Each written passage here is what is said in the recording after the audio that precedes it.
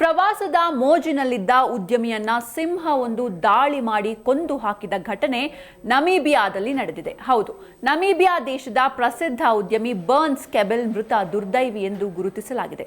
Burns ಕೆಬೆಲ್ ಅವರು ತಮ್ಮ ಪತ್ನಿ ಮತ್ತು ಸ್ನೇಹಿತರೊಂದಿಗೆ ನಮೀಬಿಯಾದ ಸೆಸ್ಫಾಂಟೈನ್ ಪ್ರದೇಶದ ಹೋನಿಬ್ ಸ್ಕೆಲಿಟನ್ ಕೋಸ್ಟ್ ಕ್ಯಾಂಪ್ ಬಳಿ ಪ್ರವಾಸಕ್ಕೆ ಬಂದಿದ್ರು. ಈ ಪರ್ವತ ಪ್ರದೇಶದಲ್ಲಿ ಸುಮಾರು 70ಕ್ಕೂ ಹೆಚ್ಚು ಸಿಂಹಗಳು ಇರೋದು ಕಂಡು ಬಂದಿವೆ. ಪ್ರಾಣಿಗಳು ತಿರುಗಾಡುವ ಈ ಪ್ರದೇಶದಲ್ಲಿ ಬರ್ನ್ಸ್ ಕೆಬೆಲ್ ಹಾಗೂ ಇತರರು ಪ್ರವಾಸವನ್ನ ಎಂಜಾಯ್ ಮಾಡ್ತಾ ಇದ್ರು. ಈ ವೇಳೆ ಕೆಬೆಲ್ ಶೌಚಾಲಯ ಬಳಸಲು ತಮ್ಮ ಡೇರೆಯಿಂದ ಹೊರಬಂದಿದ್ರು. ಈ ವೇಳೆ ಹೊಂಚು ಹಾಕಿ ಕುಳಿತಿದ್ದ ಸಿಂಹವೊಂದು ಅವರ ಮೇಲೆ ಎರಗಿದೆ. ಕೆಬೆಲ್ ಕಿರುಚಾಡ್ತಾ ಇದ್ದಂತೆ ಓಡಿ ಬಂದ ಇತರ ಪ್ರವಾಸಿಗರು ಸಿಂಹದ ದಾಳಿಯಿಂದ ರಕ್ಷಿಸಲು ಪ್ರಯತ್ನಿಸಿದ್ದಾರೆ.